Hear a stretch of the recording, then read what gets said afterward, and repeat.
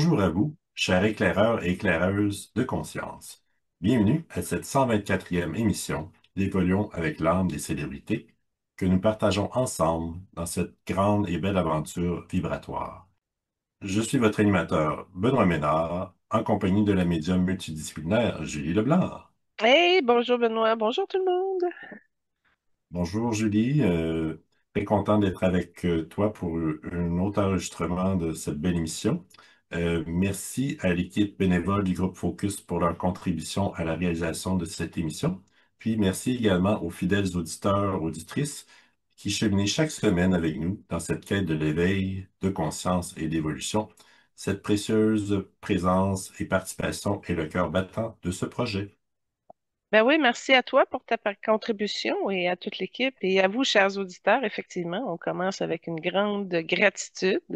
C'est un honneur de partager cette période hebdomadaire ensemble.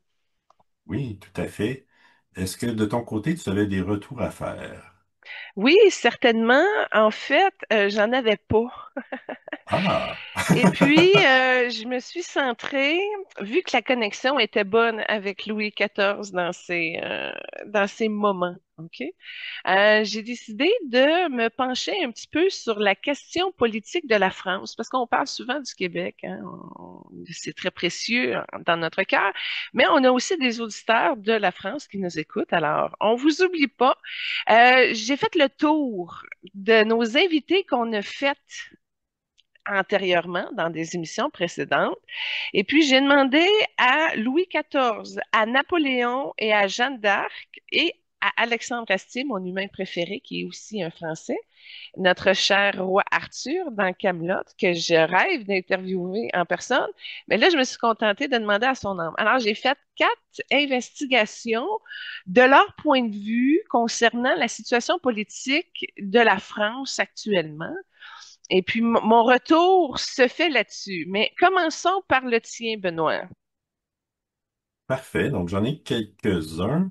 D'abord, Shaquille O'Neal, dont on parle quand même couramment dans ses dernières émissions. Suite au meurtre de Charlie Kirk, il s'est engagé à s'occuper financièrement de ses deux enfants.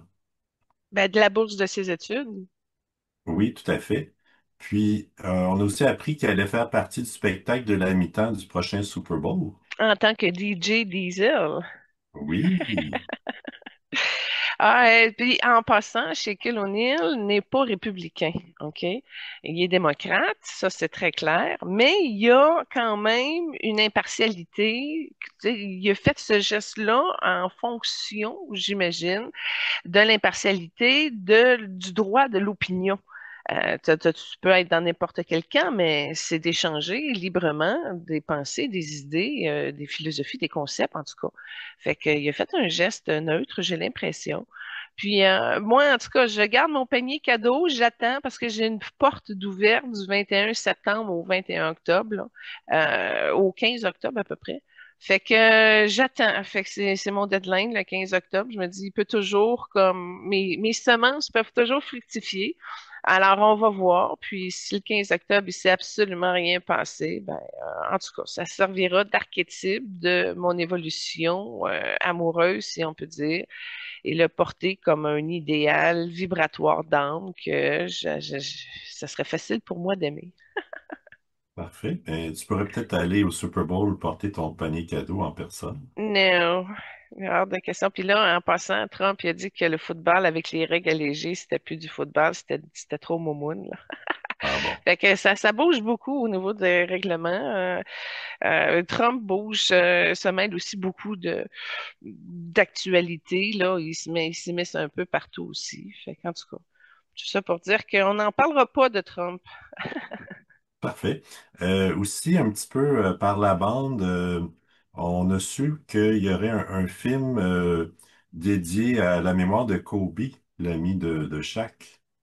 Oui, sur Netflix. Puis même, je pense que Shaq a contribué financièrement pour la réalisation de ce documentaire. OK, parfait. Aussi, dans la même veine de projets à venir, il y a la suite du film Ghost. Oui, oui, le deuxième. Ben, Channing Tatum, on avait parlé, là, il était un petit peu dans les plans, mais là, ce que j'ai cru comprendre, c'est que Whoopi Goldberg et Demi Moore sont en train de le passer à un autre niveau. Exemple, ce que j'ai cru comprendre, ça serait que Demi Moore aurait été enceinte avant que Patrick Swayze parte. Mais en tout cas, on verra qu'est-ce que ça fait l'adolescent. Peut-être qu'il va rentrer en contact avec son père, je sais pas. En tout cas, ça semble être dans une histoire de ce genre. On verra. Parfait. Puis j'ai aussi un petit retour sur Félix Auger-Aliassime, dont on avait fait aux Olympiques, l'émission spéciale olympique. Puis moi, je suis assez régulièrement de tennis, puis j'ai vu il semblait plus heureux récemment. J'ai creusé un peu, puis il paraît qu'il est plus épanoui dans sa vie personnelle avec son mariage à venir très bientôt, je pense à la fin du mois. Puis il y a eu plus de succès dans ses récents tournois également. Puis ça paraît que quand il joue, il y a plus de plaisir, puis ça se transpose en plus de succès également. Donc, qu'est-ce qui a déclenché ce changement positif-là?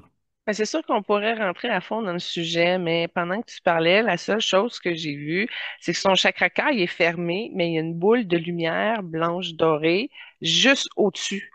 Fait que ça, c'est la première fois que je vois ça. Fait que c'est pour ça que je le comprends pas encore. C'est comme je te dis, ça vient de la vision. Fait que c'est pas une ouverture du cœur, mais il y a un positionnement de lumière qui est très, très proche, puis qui est concentré, puis qui met peut-être une pression sur le chakra du cœur. Fait que là, la boule blanche au-dessus du chakra du cœur, mais proche de la cage thoracique. C'est assez nouveau. Fait que oui, effectivement, il y a un rapprochement qui s'est fait. Mais probablement de l'extérieur. C'est pas un processus d'épanouissement intérieur qui aurait fait ouvrir son cœur et plus l'aligner, mais il y a une présence de lumière qui contribue, hein, qui est concentrée aussi à ce qu'il soit un petit peu plus valorisé. Mais effectivement, au niveau de son estime personnelle, on voit que c'est le charme, le fait peut-être d'être plus charmant amoureusement fait en sorte que ça lui a amené à une meilleure confiance. Et puis, comme je te dis, il y a quelque chose d'inexpliqué. Avant, ben, quand on l'avait fait, il y avait un tourment par rapport à son père. Fait que ça a dû, ça aussi, se dissoudre et se régler. Alors, c'est brûle pour point, là, c'est ce que je peux t'en dire. Parfait. Puis j'ai pas confirmé la nouvelle, mais on m'a appris que Robert Redford était décédé. Oh, j'ai pas vu ça passer, puis si ça aurait été le cas, on l'aurait vu passer, hein. Ok. En tout cas, je pense que c'est aujourd'hui, mais en tout cas, Ah, il à était rendu à confirmer. 90 ans aussi, à un moment Ouais, c'est donné, ça. hein. Ouais. Mhm. Ah ben, c'est Euh, à suivre. oui, tout à fait. Donc, moi, ça conclut mes retours. OK, alors, l'âme de Louis XIV, le roi Soleil, bon, là, j'ai demandé de me faire vraiment un bilan de contempler la France d'aujourd'hui, puis qu'est-ce qu'il y avait à nous transmettre. Non pas avec les mots d'un homme du 15e siècle, là, tu sais, mais avec la vision vibratoire d'un souverain qui a incarné l'ordre, la centralisation, puis la grandeur comme voie spirituelle. OK? C'est vraiment comme l'âme. Alors, il a répondu tout simplement qu'il voit un royaume devenu république. Il dit, je vois un peuple libre, mais parfois égaré dans la tumulte des voix. Je vois des dirigeants élus, mais souvent contestés. Je vois une nation qui cherche son axe, son unité, son feu sacré. Ben, dans le fond, ce que j'ai cru comprendre, c'est que consacrer son règne à centraliser le pouvoir, à incarner l'État et à en poser une vision de grandeur. Puis, ben, si on le ben, aujourd'hui, il est comme déconcerté par la fragmentation actuelle. Donc, il a sorti la multi, ouh, je vais le reprendre, la multiplicité. Bon, il a sorti la multiplicité des partis et des courants. Il y en a trop. La tension sociale récurrente, la contestation dans la rue, la difficulté à maintenir une cohésion nationale. Et ce que j'ai compris, c'est qu'il ne jugeait pas ça comme une erreur, mais comme une mutation profonde. Il verrait une France qui a troqué l'autorité pour la pluralité, la verticalité pour l'horizontalité, puis le faste pour le débat. Mais il pourrait aussi apporter une constatation de nostalgie vibratoire, celle d'un peuple qui, malgré sa liberté, cherche encore une vision commune, un récit unificateur, puis une flamme centrale. Et il ajoute, Peuple de France, vous avez conquis la parole, vous avez conquis le droit, vous avez conquis le choix. Mais n'oubliez pas que la liberté sans direction devient errance, que le débat sans vision devient bruit, que le pouvoir sans âme devient mécanique. Je vous demande pas de revenir à la monarchie. Je vous invite à retrouver votre axe sacré, à vous souvenir que la France n'est pas seulement une terre, mais une âme collective, une fréquence de rayonnement et une mission dans le monde. Soyez digne de votre héritage, non pas en répétant le passé, mais en l'honorant, en incarnant la grandeur dans vos institutions, la noblesse dans vos intentions et la lumière dans vos choix. Puis, il nous rappelle, dans le fond, que l'ordre n'est pas l'ennemi de la liberté, mais son socle. La vision est plus précieuse que la popularité. Ça s'est perdu chez nos politiciens, pas juste en France, hein. La France est appelée à rayonner non pas par domination, mais par exemplarité vibratoire. Et là, Napoléon est arrivé, puis il a ajouté, Je vois une nation brillante, mais dispersée. Je vois un peuple intelligent, mais divisé. Je vois des institutions solides, mais affaiblies par le manque de vision. La France est toujours grande, mais elle a oublié comment le devenir. Ben, Napoléon, qui avait réformé la France après le chaos révolutionnaire, bon, OK, a été aujourd'hui frappé par l'instabilité politique, les conflits sociaux récurrents, la difficulté à incarner une direction claire. Il ne condamne pas la démocratie, lui-même il l'a façonnée à sa manière, mais il questionne la cohérence du leadership, la fragmentation des vérités et des volontés, puis le manque de projet national unificateur. C'est comme, tu sais, il n'y a plus rien à faire, il n'y a plus rien à construire d'une manière ou d'une autre. Il verrait une France qui a les outils, les talents, les institutions, mais qui n'ose plus trancher, n'ose plus avancer et n'ose plus rêver grand. Et là, il ajoute, Peuple de France, vous avez hérité d'un État puissant, d'un code civil respecté, d'une admiration, excusez, d'une administration, c'est presque pareil, solide. Mais vous avez oublié que ces fondations ne servent à rien sans une vision, sans cap, sans volonté commune. La grandeur ne se décrète pas, elle se construit. Elle existe, elle exige du courage, de la rigueur et une capacité à choisir ce qui est juste, même si cela déplaît. Je vous invite à retrouver le sens du collectif, à dépasser les querelles partisanes, à vous souvenir que la France n'est pas un champ de bataille idéologique, que c'est une mission historique et une flamme à porter dans le monde. Il dit, soyez audacieux, soyez stratèges, soyez dignes. Et il nous rappelle que l'efficacité est une forme de compassion. Gouverner bien, c'est soulager les peuples. La centralisation n'est pas l'ennemi de la liberté, mais un outil pour éviter la dispersion. Puis la France est appelée à rayonner non pas par conquête, mais par exemplarité institutionnelle et culturelle. Puis Napoléon a comme vécu son incarnation entièrement enracinée dans la terre de la France, mais sa mission portait sur une fréquence universelle, celle de la foi incarnée, du courage spirituel, puis de la transcendance par l'action juste. Et c'est là que Jeanne d'Arc embarque. Elle contemplait la France d'aujourd'hui, mais elle ne parlera pas de stratège comme Napoléon, ni en bâtisseur d'ordre comme Louis XIV. Elle parle en flamme, en foi, en appel intérieur. Et son message était tout simplement qu'elle voit une France qui doute, une France qui parle beaucoup, mais qui écoute peu. Une France qui a conquis la liberté, mais qui peine à incarner la foi.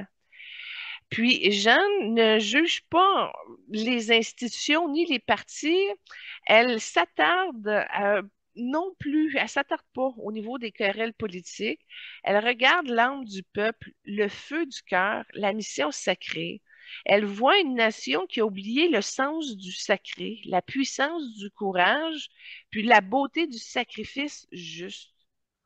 Puis, si elle verrait une France qui a troqué l'élan pour la prudence, la foi pour le doute, la vision pour le compromis, elle ne condamne pas, elle appelle.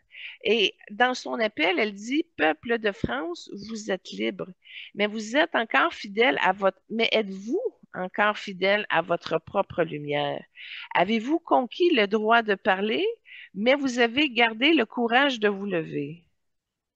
Je ne suis pas venu pour flatter, je suis venu pour rappeler que la France est une terre de mission, une terre de feu, une terre de foi.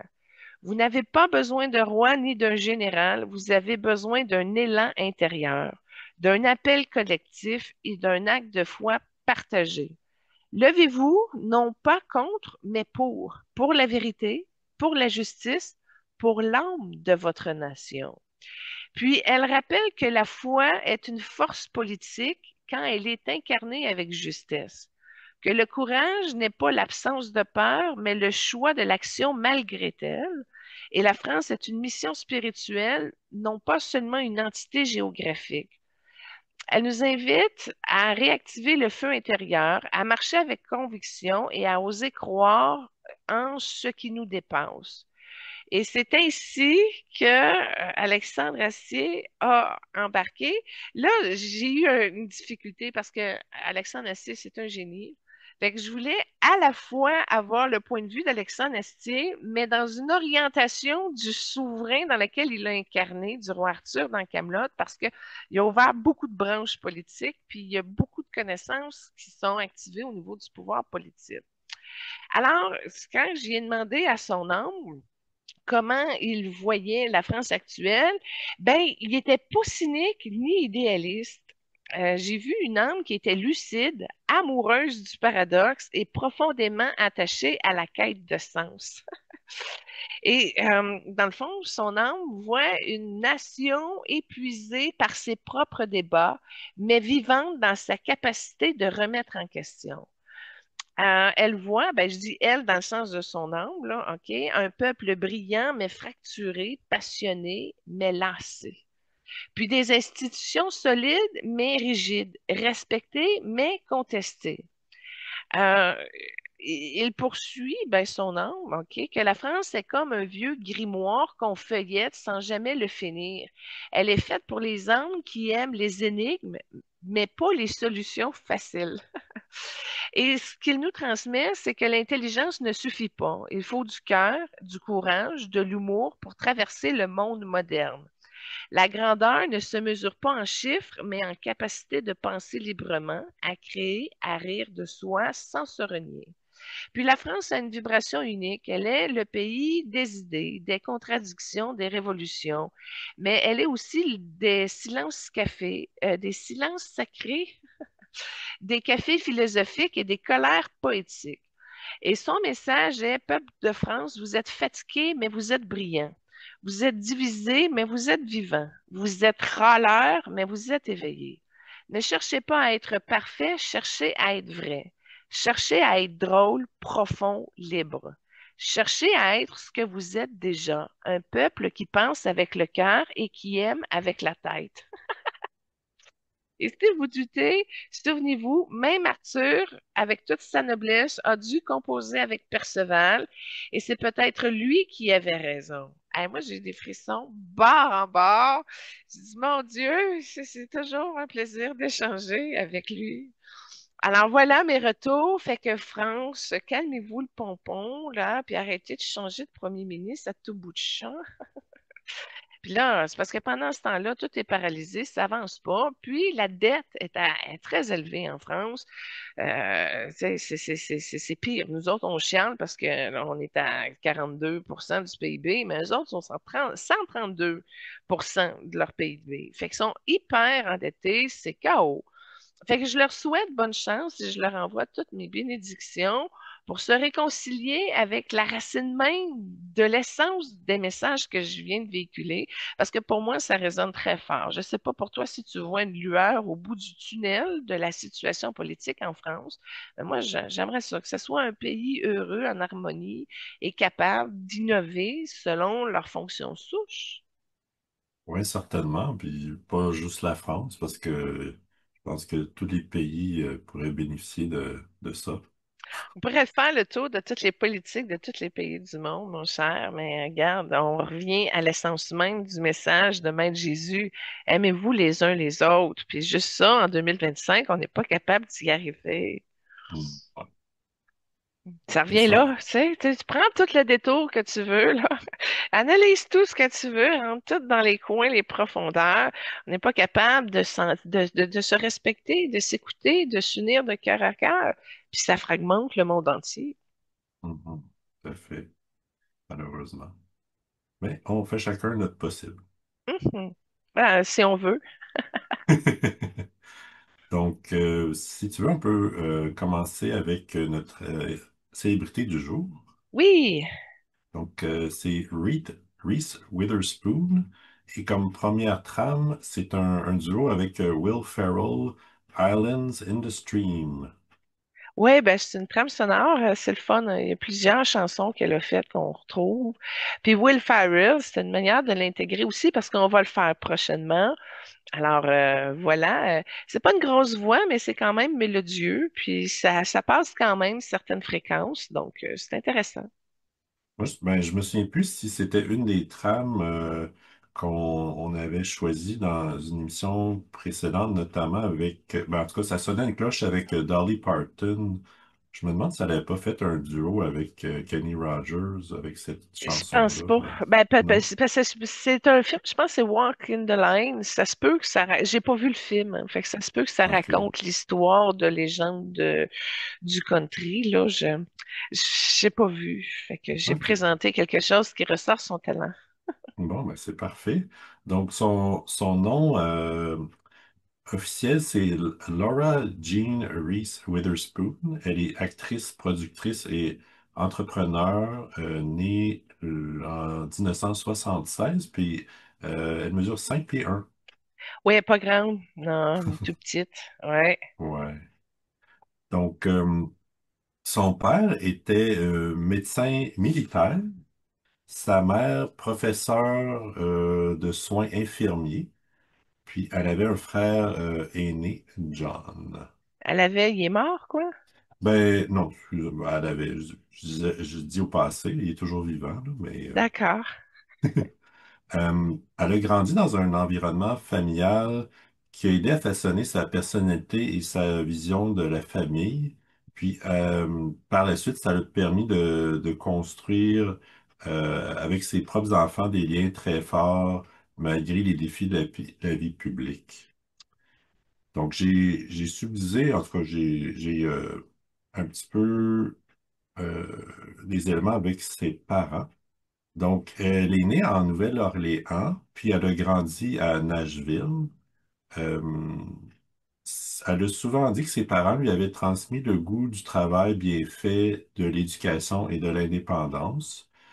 Aussi, comme autre valeur transmise, la discipline, la curiosité intellectuelle et le sens de l'humour.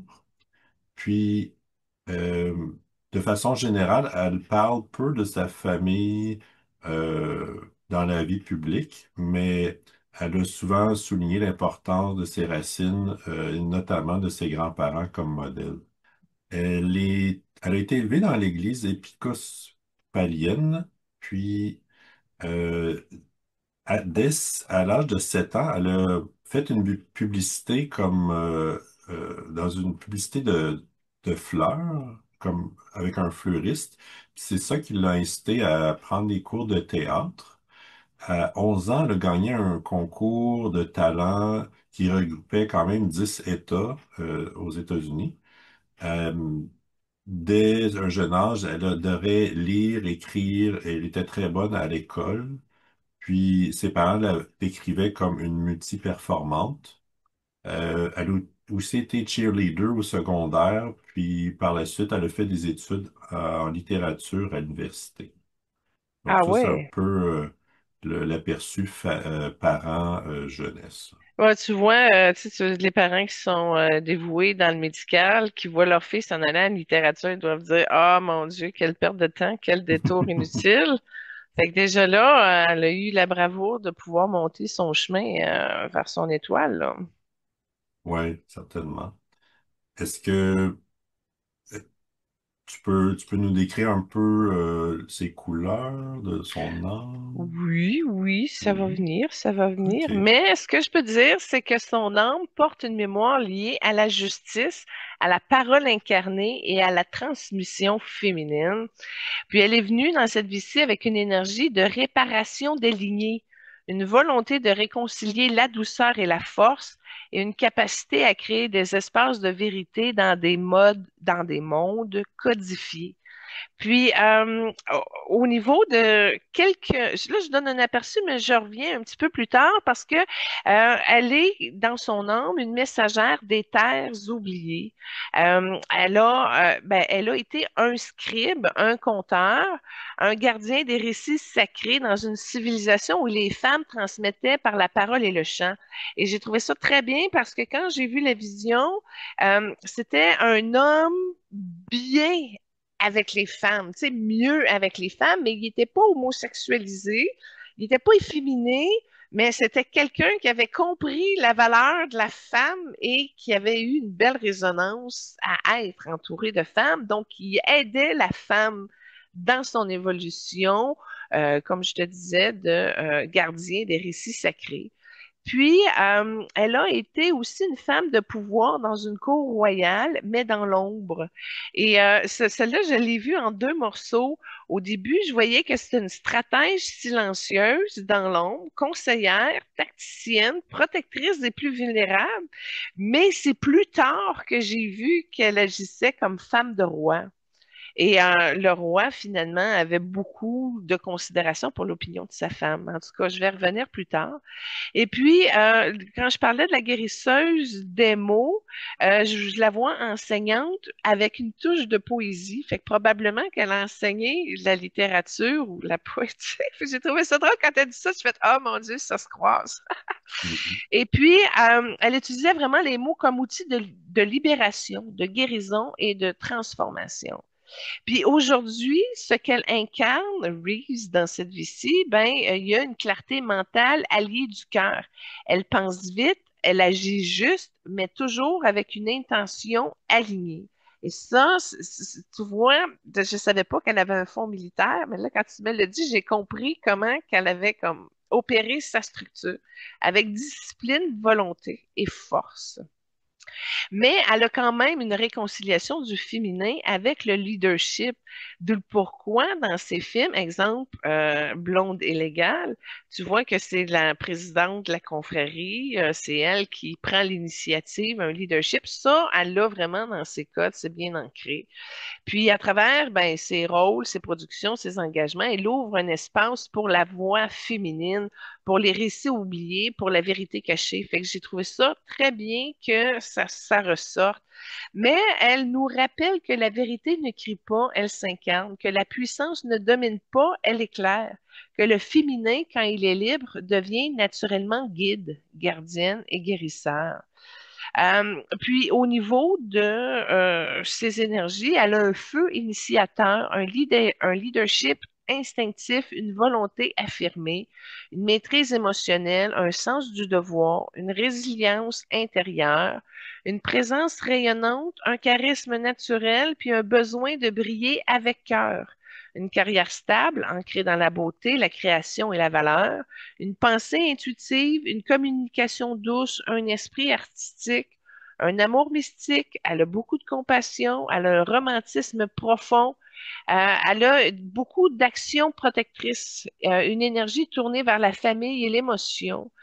Elle travaille au niveau de l'expansion de l'audace, la chance liée à l'initiative personnelle. Elle a des leçons de sécurité émotionnelle dans la structure familiale karmique. Il y a une révolte intérieure, il y a une transformation radicale, il y a une intuition puissante. Elle est aussi très ancrée dans l'idéalisme spirituel, quête de vérité, vision globale. Ça, je savais pas ça venait d'où quand tu m'as dit qu'elle était déjà entrée dans une forme d'église. J'ai compris qu'elle l'avait développée. Fait que c'est le fun de comparer nos informations, Benoît. C'est super. Oui. Transformation relationnelle par le pouvoir de l'harmonie. Ça, j'ai trouvé ça intéressant. Puis blessure liée à l'identité par la guérison au niveau de l'affirmation de soi. Puis elle a un chemin de vie vers la compassion, la foi, puis le lâcher-prise. C'est une âme guidée par l'eau. Elle agit avec force, mais toujours en lien avec l'émotion, l'intuition, la guérison. Elle est venue pour initier des mouvements, mais aussi pour adoucir les structures, réconcilier le féminin avec le pouvoir et guider les autres vers leur vérité intérieure. J'arrive à ta question, Benoît. Fait que elle, son chemin de vie est au niveau de l'expression, de la créativité, de la joie communicative. C'est une messagère vibratoire qui est venue inspirer, raconter, jouer, écrire, chanter, produire. Elle a une énergie solaire qui attire naturellement les autres, mais qui peut aussi cacher sa hypersensibilité. Puis, comme je vous disais tantôt, la guérison par la parole, c'est vraiment une grande force qui résonne avec ses rôles, ses productions, puis sa capacité de donner une voix aux femmes. Donc oui, elle est artiste dans l'âme, elle crée des ponts entre les mondes, une femme qui transforme les récits en lumière. Alors, l'âme de Reese, elle est rose dorée, donc une lumière teinte, c'est une teinte rare qui unit la force solaire et le cœur ouvert. Puis, bon, dans le doré, c'est la couleur des leaders lumineux qui, c'est elle qui avance avec une clarté, de rayonner sans écraser, d'inspirer sans dominer. Elle incarne une énergie dans la matière de produire, de choisir ses rôles, de créer des espaces pour les femmes. Puis le doré, chez elle, n'est pas autoritaire. Il est noble, chaleureux, et structurant. Puis le rosé est une vibration du féminin sacré, de la douceur incarnée, de la compassion active. Rise ne se contente pas d'être forte, elle est tendre, accessible, humaine. Le rosé chez elle est celui de la guérison par la présence, par la maternité conscience et par la voix qui apaise. Ce que ça nous dit dans le fond, ses couleurs d'âme, c'est qu'elle est venue pour réconcilier la puissance et la vulnérabilité. Elle agit dans le monde, mais toujours avec une intention vibratoire alignée. Elle transforme les récits en outils de guérison collective et elle incarne une féminité mature qui ne cherche pas à séduire, mais à élever. Puis cette couleur de rose dorée est aussi celle des âmes qui ont traversé des vies de service, de sacrifice et qui, dans cette incarnation, choisissent de briller sans se brûler. OK, parfait. Merci beaucoup. Côté carrière, elle a quand même une fortune de environ 440 millions. Ah ouais, wow. Puis à son actif, elle a participé à 50 films, dont 10 aussi comme productrice, 20 séries de télé. Son premier rôle, c'était à 15 ans dans le film The Man in the Moon. À 17 ans, elle a joué dans Jack the Bear, puis elle a gagné un prix pour meilleure jeune actrice. D'ailleurs, elle a joué avec Danny DeVito dans ce film-là. Ah ouais. Ouais. Genre, il est plus grand qu'elle. C'est rare que ça doit arriver. Euh, Elle a aussi eu un prix pour sa performance dans le film Freeway avec Brooke Shield qu'on a fait la La semaine semaine dernière. passée, Oui. oui, j'ai pas vu ça. Puis elle a mentionné dans ce film-là, elle a dit, une fois que j'ai surmonté l'obstacle de ce film qui m'a terrifié à mort, j'ai eu le sentiment que je pouvais tout essayer. Mais tu sais, quand tu joues, ça a dû être un défi pour la caméra parce qu'il y a un pied de différence entre Brooke puis Reese. Ça, Ouais. c'est plus difficile à cadrer. Je voulais souligner aussi trois célébrités qu'on a vues dans les émissions précédentes qui ont été une inspiration pour elle. Il y a Meryl Streep, elle dit pour sa longévité, sa polyvalence et sa capacité à incarner des personnages féminins puissants. Barbara Streisand comme pionnière qui a brisé les barrières pour les femmes réalisatrices et productrices à Hollywood. puis Oprah Winfrey pour son influence culturelle et sa capacité à créer des espaces où les histoires de femmes sont mises en avant. Quand même. Mhm. Je vais euh, mentionner la deuxième trame que tu as choisie, c'est tiré de Walk the Line, c'est euh, Jukebox Blues. Ah, je me suis peut-être trompée avec la première, finalement. Je savais qu'il y en avait une qui venait de ça, fait que c'était la deuxième. Bon. C'est pas grave. Ouais, je pense que la première fois que je l'ai vu, finalement, c'était à Bienvenue dans Plessisville avec Jeff Daniels. Tu sais, le film où c'est tout en noir et blanc, puis là, à un moment donné, ils commencent à prendre conscience, puis ils deviennent en couleur, puis là, ça se déchire, ceux qui sont en noir et blanc, puis ceux en couleur, là. Je pense que c'est le premier film que j'ai vu d'elle. OK, ben moi, en tout cas, les deux qui me viennent à l'esprit, j'ai vu Sweet Home Alabama, Ouais. puis Walk the Line aussi, que j'ai vraiment bien aimé aussi. OK, OK. Moi, mon coup Mhm. de cœur, c'est Ellie Wood, Belle blonde illégale. Un, deux, puis là, ben, ils nous tiennent la jambe, là. Ils ont annoncé le troisième, comme quoi elle allait devenir présidente des États-Unis, mais ça fait 20 ans qu'ils n'ont pas sorti le film, là. J'ai hâte que le troisième arrive. J'ai hâte de voir comment Ellie Wood va gérer le pays. Tu sais, quand on parlait tantôt du chaos, là. Elle, je suis sûre qu'elle aurait des trucs de cœur pour arriver à réunir tout ça, dans l'ordre. OK, parfait. Côté relations amoureuses, j'ai subdivisé ça en défis et réussites. Donc, il y a eu un mariage avec Ryan Phillip au début des années 2000. Ils se sont rencontrés sur le tournage de Intention cruelle. Puis elle était quand même jeune. Elle avait 23 ans. Puis ils ont eu deux enfants ensemble, Ava et Deakin. Puis c'est notamment la pression médiatique, puis des rumeurs de tension qui ont mené au divorce en 2006, qu'elle a décrite comme une période très difficile émotionnellement. Il y a eu un mariage avec Jim To, euh, qui a duré quand même 12 ans, puis ils ont eu un fils ensemble, Tennessee. C'est récemment, ben, il y a une couple d'années qu'ils ont annoncé leur divorce après beaucoup de réflexions insistant sur le respect mutuel et la priorité donnée à leur fils. Puis, ça a été un défi de concilier vie de famille et carrière très active tout en demeurant dans la vie publique.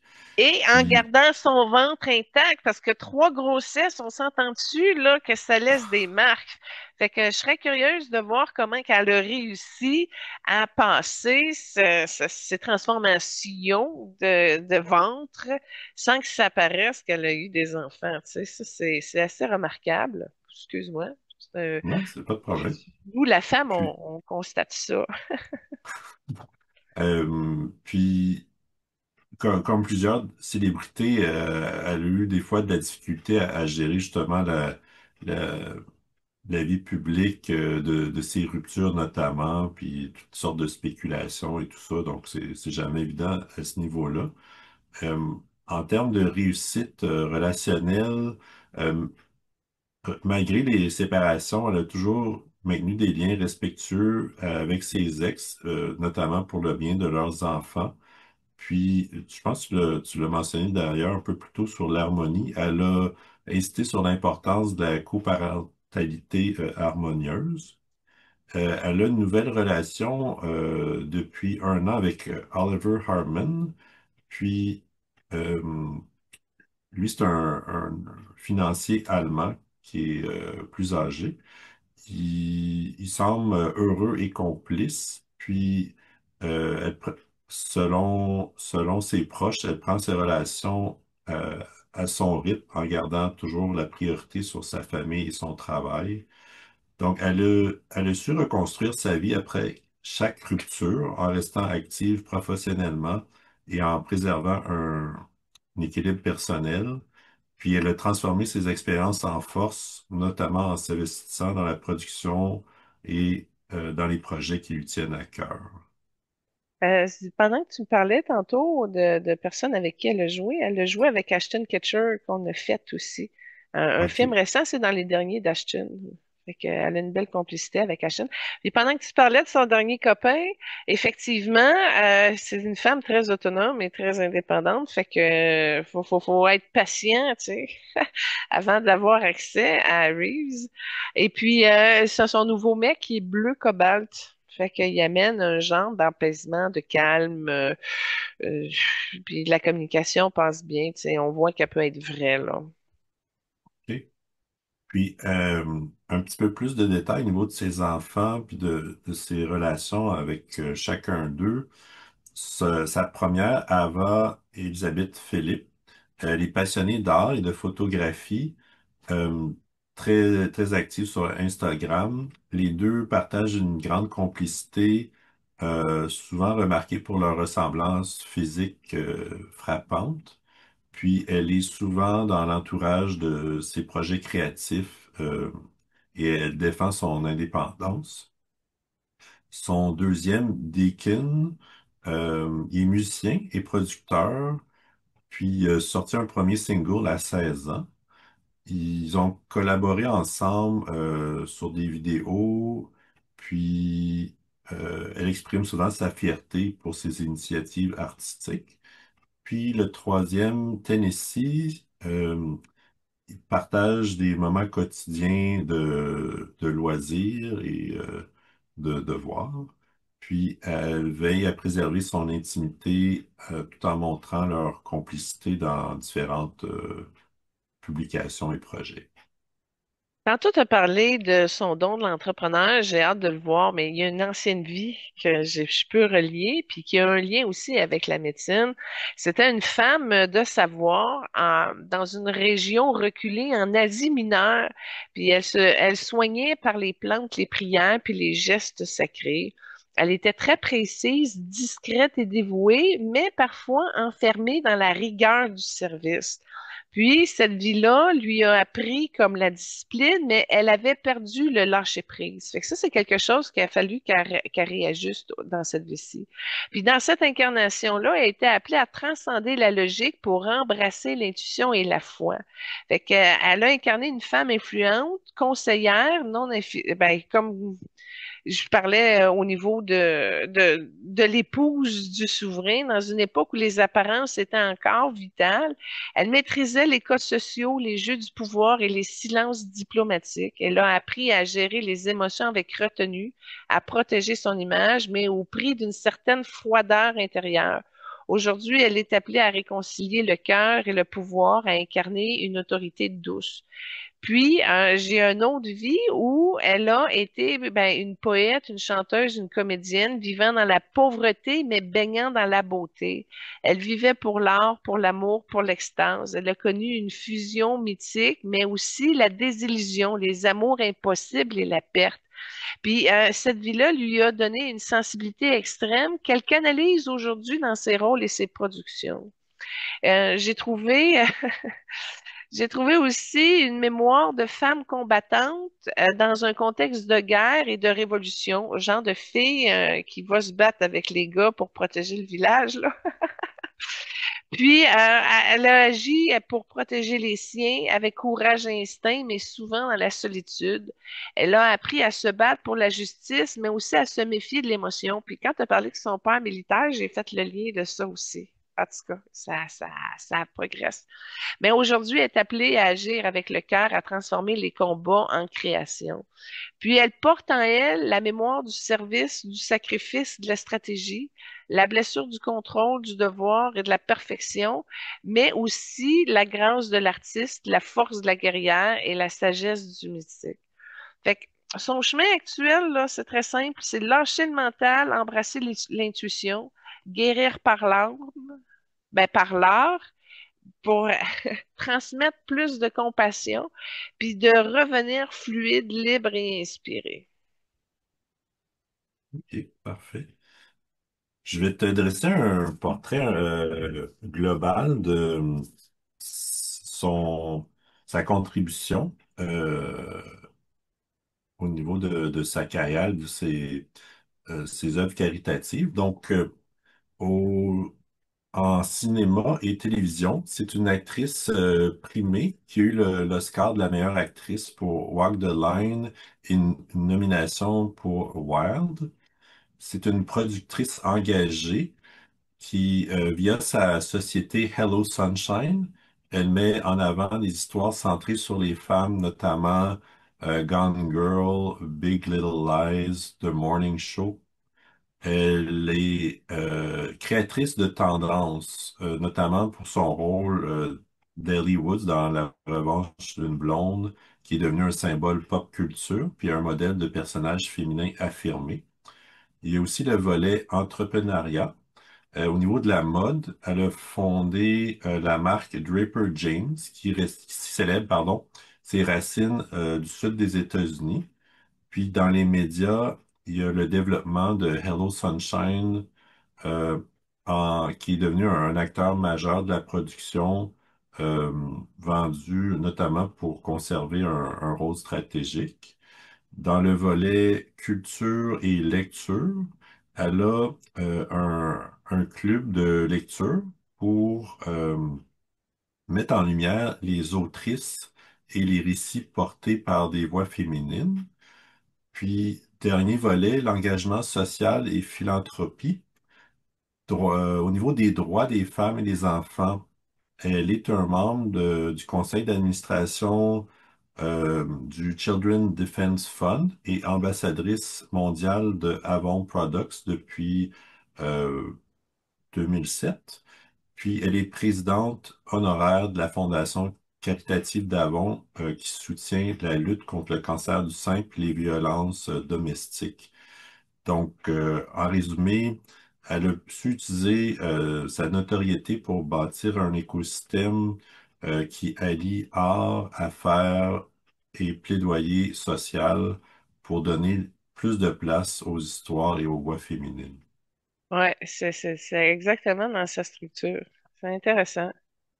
Moi, j'ai réussi à avoir un message de son âme. Parfait.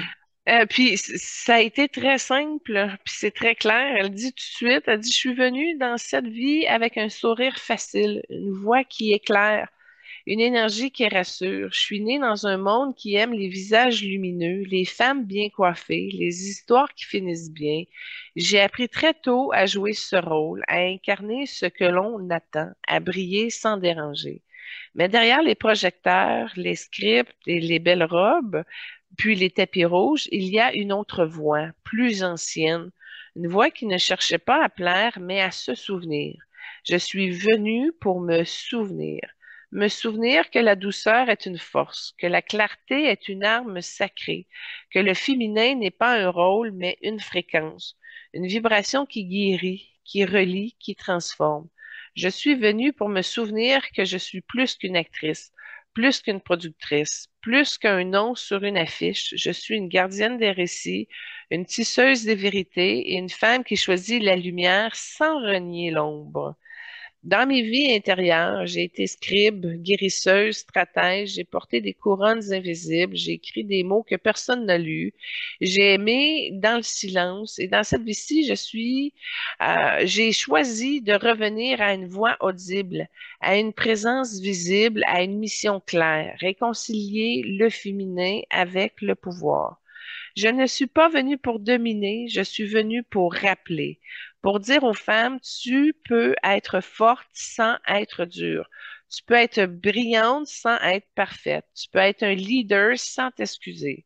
Je suis venue pour incarner une féminité mature, une féminité consciente, une féminité qui ne joue plus, mais qui choisit. Je suis une initiative. Je suis celle qui ouvre les portes même quand elles grincent. Mais ce feu, je l'ai longtemps contenu. Je l'ai habillé de sourires, de diplomatie, de prudence. Et puis un jour, j'ai compris que mon feu n'était pas là pour brûler, mais pour éclairer. Alors j'ai commencé à produire, à choisir des récits qui parlent vrai, à donner la parole à celles qu'on n'écoute pas, à créer des espaces où les femmes peuvent être entières, complexes et réelles. Ce feu, aujourd'hui, je le mets au service de la guérison, de la transmission, de la mémoire. Comme vous, j'ai connu la blessure de rejet, la blessure du doute, la blessure du pas assez. Pas assez grande, pas assez sérieuse, pas assez intense. Puis là, j'ai entendu, tu sais, trop blonde. Pareil comme dans Legally Blonde. Mais j'ai appris que la blessure n'est pas une fin, c'est une porte vers soi, une porte vers l'autre, une porte vers la vérité.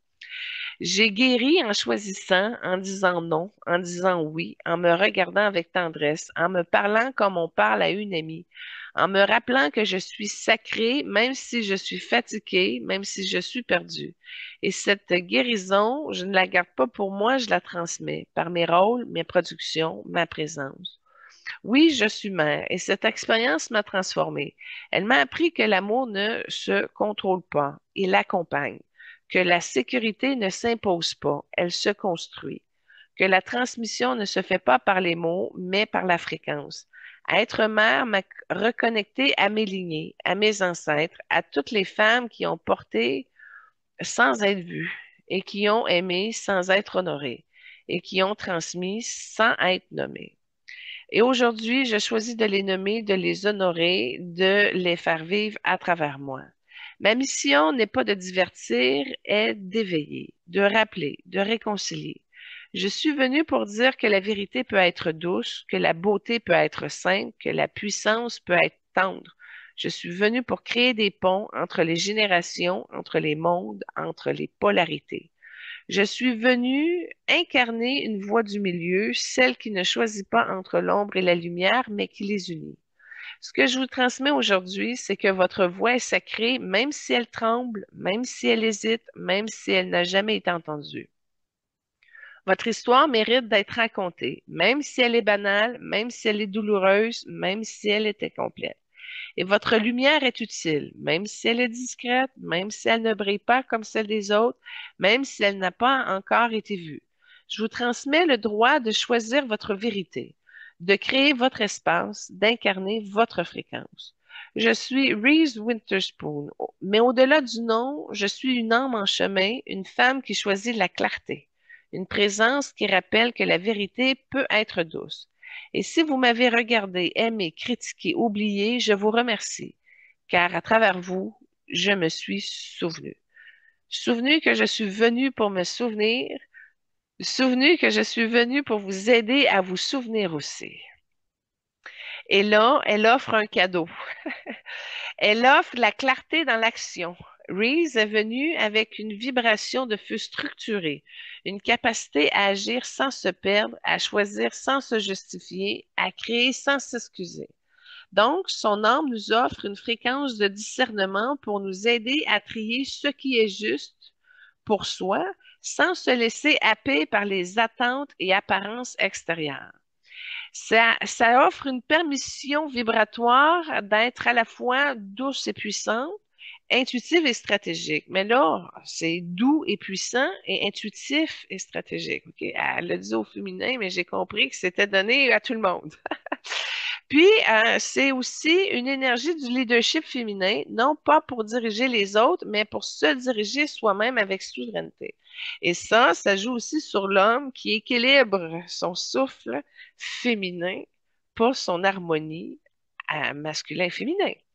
Et c'est comme si elle nous dit qu'on peut avancer avec grâce, choisir avec audace et créer avec foi. Puis, c'est comme une clarté qui libère.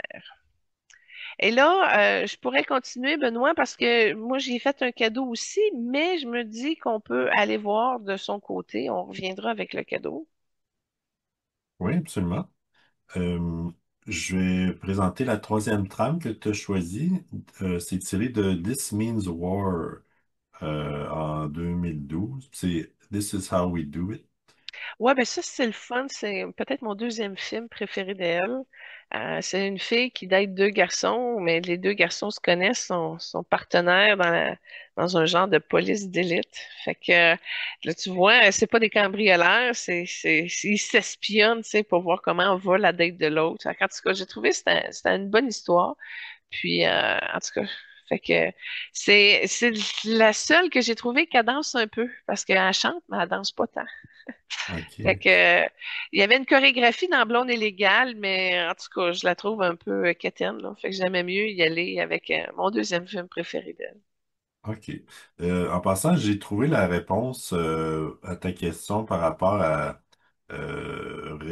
garder un poids intéressant après la grossesse, mais d'abord, euh, elle a partagé que depuis l'adolescence, elle avait des crises d'angoisse qui se transformaient parfois en dépression sévère.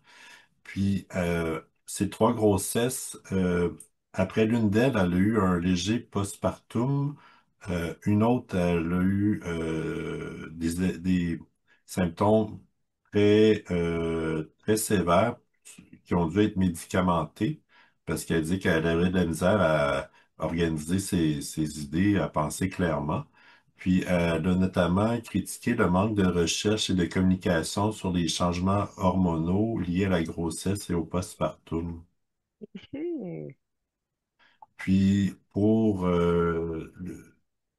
le secret, on pourrait dire, de garder un poids Un santé, ventre, ouais. ouais, c'est ça. Ben, en tout cas, je l'ai assez détaillé, mais je peux aussi te résumer ça. Elle a dit faire de l'exercice quotidiennement, avoir une euh, manger de façon équilibrée et santé, puis prioriser un bien-être global plutôt qu'une recette miracle. Donc, euh, disons, côté exercice, c'est c'est beaucoup de courses, d'entraînement physique avec un entraînement personnel, du yoga, prendre des marches à l'extérieur autant que possible, faire des choses que tu aimes. Ah, à part de danse, entre autres. Rester actif. Je Puis savais qu'elle faisait aussi, de la danse acrobatique, ben, tu sais, de la réoubie, là, mais ah, OK. ouais. Sinon, aussi, côté santé globale, c'est de se sentir énergisé pour notamment pouvoir apporter son soutien à ses enfants. Euh, Elle dit euh, favoriser d'être patiente et trouver un équilibre. Donc, trouver un équilibre dans sa vie à tous les niveaux, prendre le temps de s'occuper de soi, puis de cultiver le bonheur. Puis, dans le fond, profiter de chaque jour au maximum, puis chaque petit moment du mieux qu'on peut. T'as une belle philosophie. Bon, j'ai mentionné certains prix qu'elle avait gagnés, donc notamment Walk the Line, Wild, puis Big Little Lies. Puis, donc, elle a dit elle-même qu'elle place sa famille, ses enfants au sommet de ses accomplissements personnels, qui n'ont jamais été un obstacle, mais plutôt une source d'inspiration pour tout ce qu'elle entreprend. Puis sur le plan professionnel, elle est très fière d'avoir bâti sa fondation Hello Sunshine, société de production qui met en avant l'histoire centrée sur les femmes et racontée pour elles. Puis pour elle, c'est une manière de changer la représentation féminine à l'écran et de créer des opportunités pour d'autres créatrices. Donc, c'est vraiment donc sa vie de mère et la relation qu'elle a avec ses enfants, puis son rôle de productrice engagée dont elle est le plus fière. Puis j'avais mentionné d'autres célébrités avec qui elle avait joué. Il y avait aussi Colin Firth et Matthew McConaughey avec qui elle a joué. Mhm. Donc moi, ça conclut ce que j'avais de mon côté. Bon, revenons à l'échange de cadeaux. Fait qu'elle elle m'a apporté et nous a apporté la clarté mentale. Moi, j'ai été dans profondeur sacrée en bon scorpion que je suis, mon ami. qu'elle porte une mémoire de transmutation, de guérison et de vérité sacrée, comme si ma profondeur sacrée que je lui partageais était une connexion à l'invisible, à ce qui ne se dit pas mais se ressent, à ce qui ne s'explique pas mais qui se transforme, comme une invitation à descendre plus bas, à explorer les racines de ses blessures, à rencontrer les parts d'elle qu'elle n'a pas encore osé révéler. Ça a été une bénédiction vibratoire, celle de l'ombre aimée, de la vulnérabilité honorée et de la sagesse du silence. Puis, euh, je lui ai transmis un message aussi en lui disant, Reese, tu n'as pas besoin de tout porter seul. Tu peux déposer, tu peux pleurer, tu peux te souvenir. Je t'offre la profondeur qui guérit. Puis ça n'a pas été un simple échange de dons, ça a été vraiment une alchimie d'âme. Elle m'a offert la lumière du jour, je lui ai offert la sagesse de la nuit. Elle m'aide à avancer, je l'aide à descendre. Elle m'aide à structurer, je l'aide à ressentir. Puis dans cette danse, on est devenus des miroirs sacrés, des sœurs vibratoires, des gardiennes des deux pôles qui s'unissent pour créer une nouvelle voie. Et c'est ainsi que je l'ai béni. J'ai trouvé ça tellement beau comme danse. J'ai été wow, honorée. Alors, je l'ai retransmis en gratitude. Et dans ma bénédiction, ça disait que Reeves, que ton âme continue à marcher avec clarté dans les couloirs du visible et du jardin de l'invisible. Que ta voix, même douce, soit entendue comme un tambour sacré qui réveille les mémoires endormies et les vérités oubliées. Que tes chouins soient des offrandes, que tes silences soient des guérisons, que ton feu intérieur ne soit jamais étouffé, mais toujours honoré comme une lumière qui guide. Que les lignées féminines que tu portes te bénissent à chaque pas et que les récits que tu transmets soient des ponts entre les mondes. Tu es venu pour incarner la clarté et nous te remercions pour ta lumière. Tu es venu pour réconcilier les polarités et nous t'honorons pour ta sagesse. Et là, ça a viré en bénédiction pour tous les auditeurs. À vous qui écoutiez, qui ressentez, qui évoluez, que votre propre vérité vous soit révélée sans peur, que votre voix intérieure devienne chant, que votre blessure devienne offrande et que votre chemin devienne sanctuaire. Que nous soyons les gardiens de notre lumière, les tisseurs de notre mémoire, les porteurs d'un féminin libre, doux et puissant. Que chaque émission, chaque mot, chaque silence partagé soit une graine de guérison dans le grand jardin de l'âme humaine et que nous nous souvenons ensemble que nous sommes venus pour aimer, pour transmettre et pour incarner. Que cette bénédiction circule comme une onde douce dans le cœur de Reeves et dans le cœur de chacun de nous et qu'elle relie, nous relève et nous rappelle que nous sommes sacrés. Voilà, mon ami. Wow, ben, merci pour ce beau message, ce beau partage. En parlant de messages et de partage, je pense que tu as une nouvelle à annoncer aux auditeurs. Ouais, effectivement, j'ai décidé de, on pourrait dire, euh, prendre ma retraite comme animateur. En tout cas, je laisse la porte ouverte à peut-être faire des émissions spéciales à l'occasion, mais notamment avec la danse qui accapare pas mal de mon temps. J'ai l'impression de toujours jongler plus de balles à la fois que dont je suis capable. Donc, je pense, sachant que t'es rendu très bonne à faire l'animation seule, ben là, je suis rassuré de passer le flambeau entièrement, ou en tout cas pour la majorité du temps, puis passer à autre chose, là. Donc, je suis très reconnaissant d'avoir pu être animateur pendant plus de 2 ans. Puis, je veux rappeler aux auditeurs, auditrices que non seulement en tant qu'animateur, j'ai grandi, mais à travers tes méditations, tes soins personnalisés, euh, la série des rayons sacrés, donc tout ça, ça m'a grandement servi pour grandir. Puis je suggère fortement à tous ceux qui souhaitent évoluer, de non seulement continuer à écouter ces émissions aussi, mais de te contacter pour bénéficier des mêmes soins. Évoluer. Oui, Ben, en tout cas, laisse-moi te retourner l'ascenseur de gratitude. Je te remercie de m'avoir accompagné le temps que je prenne mon plein pouvoir de communication à travers l'émission, entre autres. Puis c'est toujours stimulant aussi de pouvoir partager tout ce que j'ai amené, autant au niveau des méditations, des ateliers ou même des consultations privées. Je te remercie beaucoup, Benoît, parce que tu t'es vraiment bien investi, tu as évolué, tu t'es ramener à qui tu es. Avant, j'avais un modèle caché, brimé, qui avait de la misère à dire bonjour sans être gêné, là, tu sais. Puis tu vois, à cette heure, maintenant, tu es en train d'apprendre les danses à l'école de Fred Astaire. Et là, tu t'exprimes en public avec ton corps et tout. Écoute, il y a eu vraiment une transformation au niveau de tes talents, tes dons.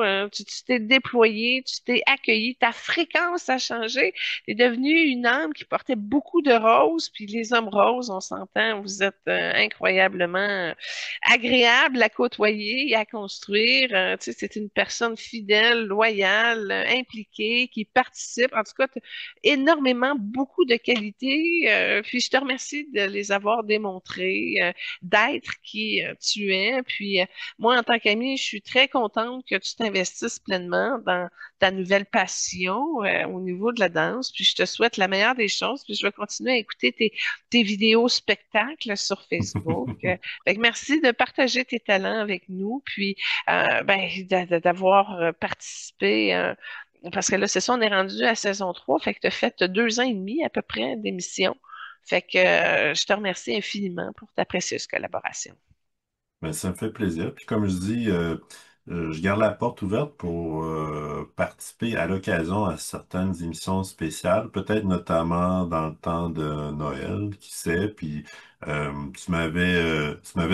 donné un devoir pour la Sainte Famille. Donc, je vais peut-être avoir plus de temps pour travailler là-dessus en prévision de la Sainte Famille partie 2 l'année prochaine. Oui, à Pâques, ben oui. Mhm. Mais en tout cas, merci, chers auditeurs, d'avoir été avec nous encore aujourd'hui. C'est toujours un honneur de vous accompagner dans ce moment hebdomadaire. Oui, merci beaucoup c'est vous qui, dans le fond, c'est la raison d'être pour laquelle on fait cette belle émission, ce beau rendez-vous à chaque semaine. Puis euh, merci d'être là, de nous suivre. Merci d'aimer notre chaîne, de la partager. Puis de mon côté, je vous dis merci beaucoup et à la prochaine. Soyez bénis, namasté, à la semaine prochaine.